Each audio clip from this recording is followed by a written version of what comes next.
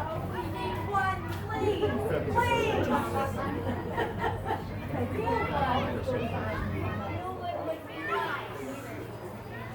Hi. How are you doing? Hi. Carla Brailey. Sir She's running for Lieutenant Governor, everybody.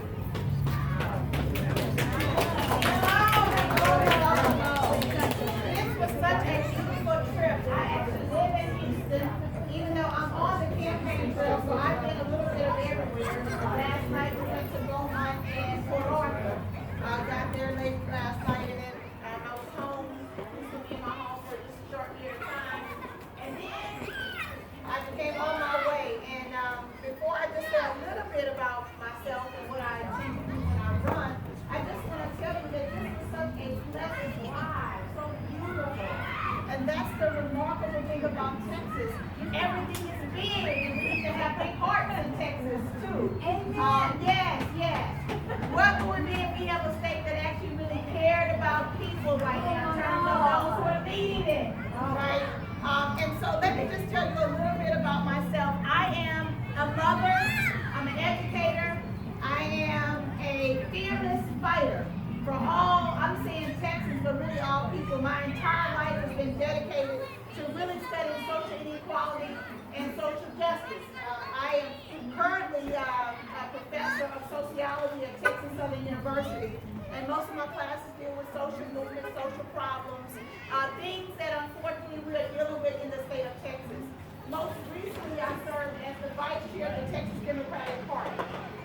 And I'm proud to say that I have traveled across the state in different capacities, really working at the ground level to ensure that we have some grassroots movement to push us even more towards democracy in the state of Texas.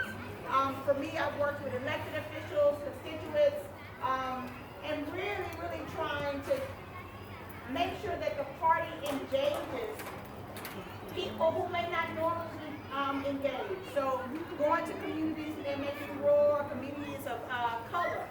And that is what I took pride about doing over the past 3.5 years. And for me, people will say, well, why are you running? You're a professor, you're an educator, you have something to do, you're vice chair, you're already doing the work in the state of Texas. But quite frankly, I wholeheartedly believe that democracy is at stake. I really believe that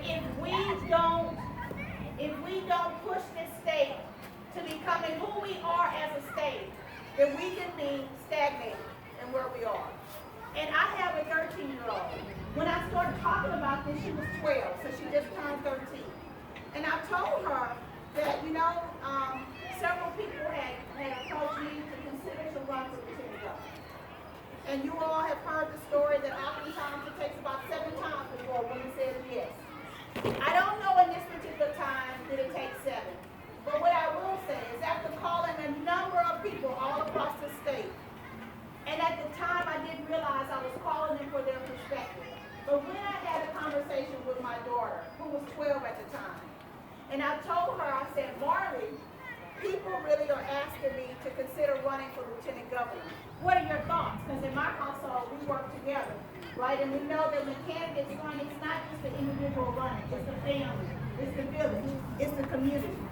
And so she said, well, Mom, I would say selfishly, how do you know? Because if you run, that means you're going to be, what, on the trail a lot. And I'm going to be, not able to spend as much time with my mom. But she said, Mom, as a feminist and as a liberal, Texas is in a really bad place.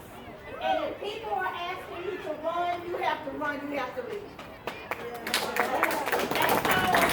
I'm doing this for my Marley and her generation, and I know you have your Marleys and the generation too. I'm doing this so that Texas will have a future. I'm doing this because I can no longer sit on the sidelines, even though as vice chair I was not technically on the sideline, but I knew I had to do a little bit more because even my daughter understood, and your daughter, your sons understand, that democracy is at stake. I'm running because I absolutely believe that we have to have a high quality, inclusive education. An education that your children can look in the books and they can see themselves in those books as well. Because when we become even more inclusive as a state, guess what? Then we have an even more inclusive and diverse workforce. we become even better as a state. I'm running because we have to have more affordable and accessible health care. We absolutely have to expand Medicaid. We are leaving over $10 million on the table because we want to be some lone rangers. That's not who we are as a state. We're big and we have to do things big. I'm running because, quite frankly, we need to make sure our lights stay on. All of us are working. Some of us are working 2 and 3 jobs. We need to get the power grid right. We need to stop being lone rangers and make sure that we're partners and make sure that we're up and understanding the federal guidelines and regulations so that we can do better as a state. But I'm telling you all, it's so many problems that we have in Texas, and not because we can't solve them, but because we don't have the right leadership. We don't have the leadership that's putting people at the center of policy. That's why I'm running. I'm running because we have to. We have to run like our lives depend on it. We have to vote like our lives depend on it. Because we know that our protection of our rights under this leadership has not gone well. Who would have thought in the 21st century that we are not expanding voter rights? Instead, we are restricting voter rights. Who would have thought that women would not, that their rights would be on the line? In the 21st century, we know too much to restrict us. That's why I'm running. I'm running because I know we can do better. I'm running because Texas is my home. Texas is your home. Texas is our home. I'm running because we need to build one Texas united. And guess what? We can do that. We can do it. And I'm telling you, don't let anyone tell you that we cannot win. That is not true. We can win. We're going to win because you're going to vote. And in this election, it's more than just one vote. We have to multiply that vote. I know that as vice chair. If you're voting, you need to go find 10 other people voting. And when you find those 10 others, you get 10 other people to vote. If we turn out, you all, we win. I need you to say that. If we turn out, we win. If we turn out, we win. If we turn out, we win. That's what we're going to do. And I want to do it with you all. I am committed to this. I'm uniquely positioned to win this primary. Carla Brailey, the Lieutenant Governor.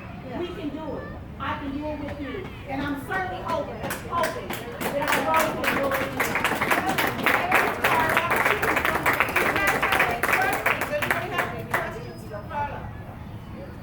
Somebody's got to have I would like to say something.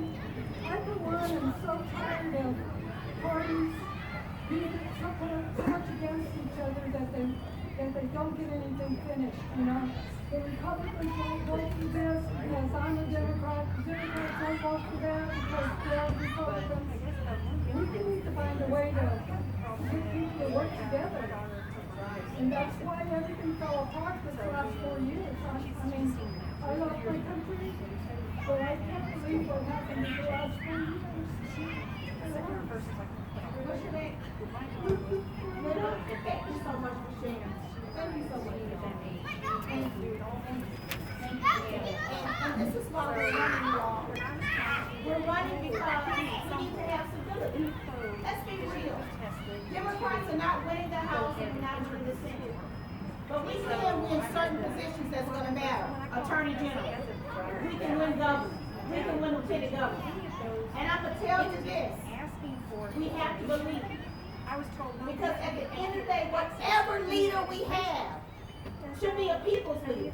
It's not about being a Democrat.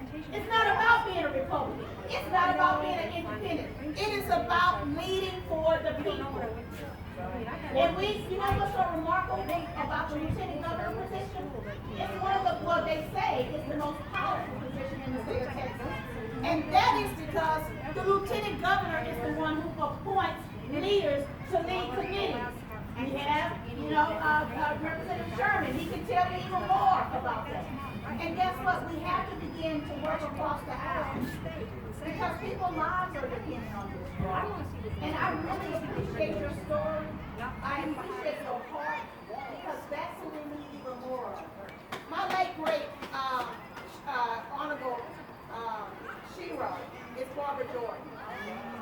And when she was elected in the Senate, you all, to the Senate, it was not a Democrat majority at the time. And she made a commitment that she was going to work across the aisle. And even though they had ideological differences, she said she got to know them outside of the Senate. So some of them, they became friends. But even in the floor, they had some ideological differences. But she said if she just took a moment to get to know their heart, it was in that moment that that bill could pass because they could meet and see eye and eye on the floor. That's what we have to do. All of us care about something, and we have to figure out what that is, you all. And so I'm committed, and I thank you so much. I thank you because it's your heart and your spirit that's going to get us over. It's going to, this, you all, is bigger than us right now. It's a faith, you all. But we can do it.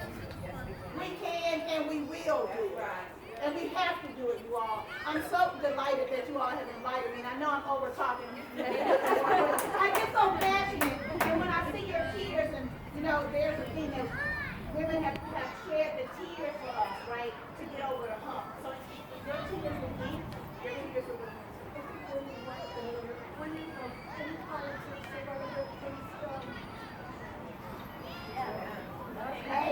Hey, she said, women do it. I think we can. I think we can. I think we can. I can't argue with that. And I will say this to you all.